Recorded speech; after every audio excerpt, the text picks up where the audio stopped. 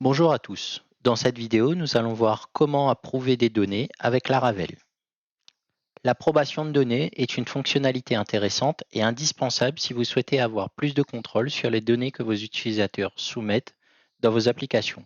C'est utile dans les applications de type petites annonces, articles ou autres. L'approbation n'est pas une fonctionnalité compliquée à faire manuellement, mais je vous propose quand même de découvrir le package Laravel Approval qui va vous permettre de gérer l'approbation de vos données également.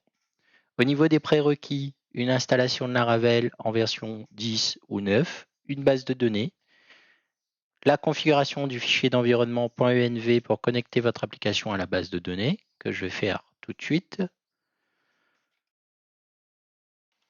Voilà.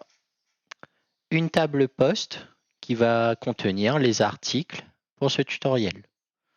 Donc, nous allons commencer par installer le package via Composer Require CJ Melor Approval.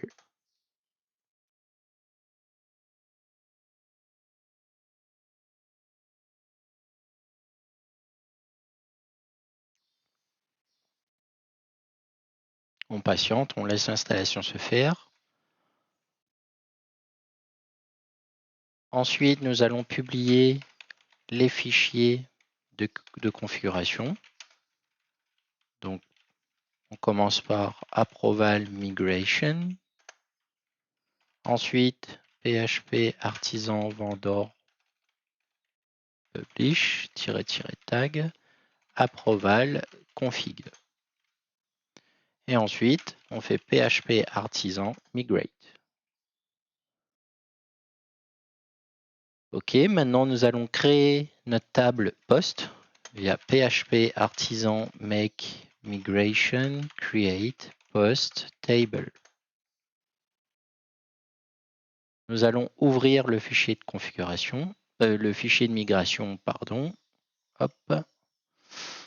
Nous allons mettre une colonne string title, une colonne text description. Ensuite, nous allons créer le modèle.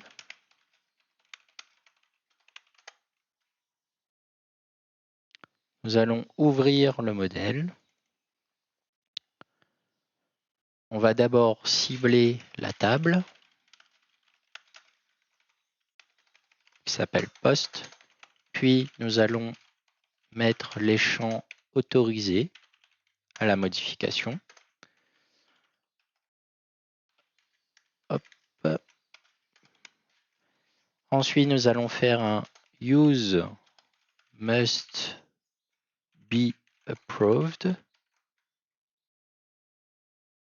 et nous allons importer CJ Melor approval concerns must be approved. OK. Ensuite, nous allons faire un PHP Artisan Migrate.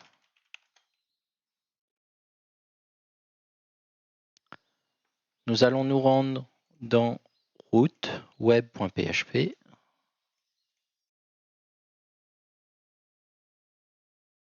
Nous allons faire un use CJ Melor approval models approval. Ensuite un use app model post.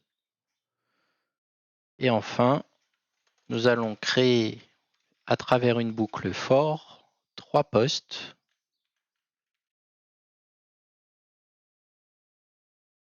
Pour notre exemple, on crée une variable qui s'appelle createPost et ensuite via Eloquent, on fait create title test post description lorem ipsum i. Et ensuite, on fait un dump de createPost juste pour vérifier. Et on commente ça et on sauvegarde. On actualise. Voilà, donc là, on a bien les posts qui sont créés puisqu'on a le retour, normalement. Donc maintenant, vu que le modèle post est bindé avec le package approval, le package intercepte la donnée pour l'insérer dans la table approval pour nous donner la possibilité d'agir sur la donnée et changer son statut. Approuver, rejeter. Donc, on va se rendre dans la base de données, dans la table Lara approval, enfin dans la base de données, on va dans approval. Hop. Voilà, donc là, il nous manque une donnée. C'est parce qu'on aurait dû mettre 4 à la passe, mais c'est pas bien grave. On peut faire comme ça.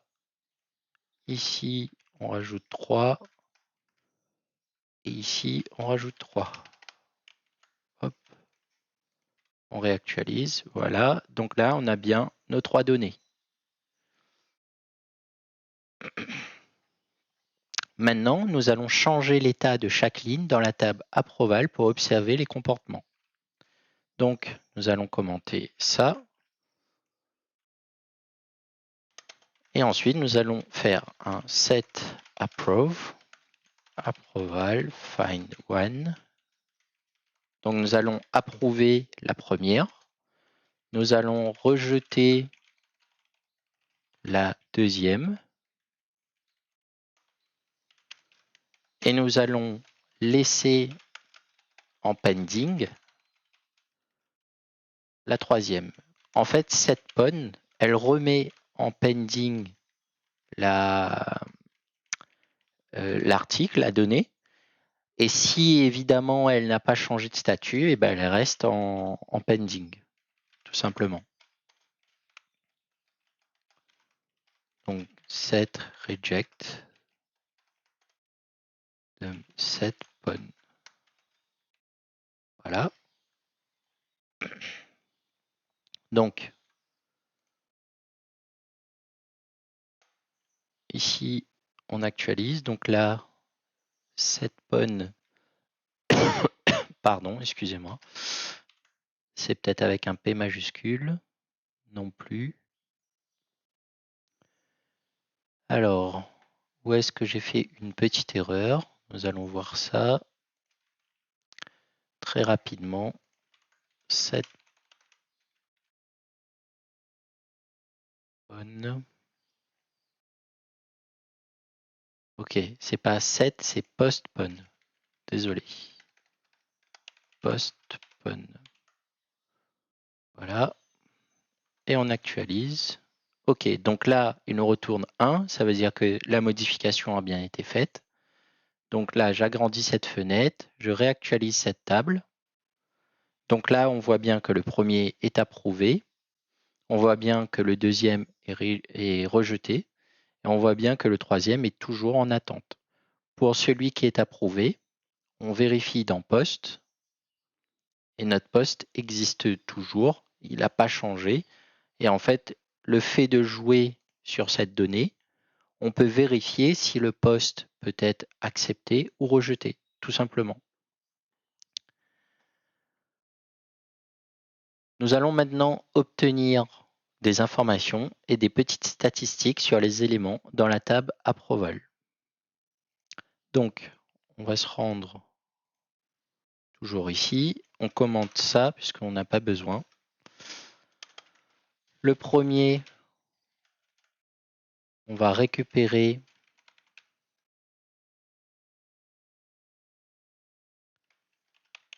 toutes les postes qui sont approuvés. On va compter le nombre de postes qui sont approuvés. Il y a count. Ensuite, on va récupérer tous les postes qui sont rejected via get. On va aussi compter les mêmes postes qui sont rejetés pour connaître le nombre. Nous allons récupérer ceux qui sont en pending, tout simplement.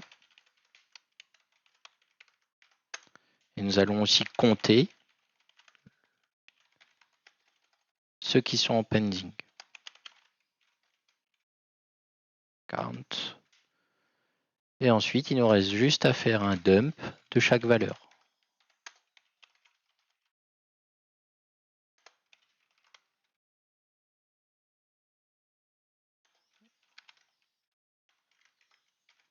Hop.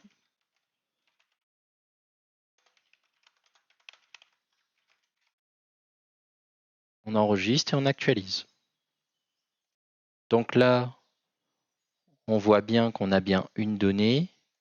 Pour tout, on a une donnée à l'intérieur. Et on compte bien 1, 1, 1, 1. Si on avait 2, ça aurait été 2. Si on avait 3, ça aurait été 3, etc. Donc, félicitations. Vous êtes maintenant capable d'intégrer et de gérer un système d'approbation de données dans vos applications Laravel. Ce package est hyper pratique, assez complet. Il y a juste la fonctionnalité de rollback qui bug et qui ne fonctionne pas, mais ce n'est pas handicapant pour le reste de l'utilisation du package.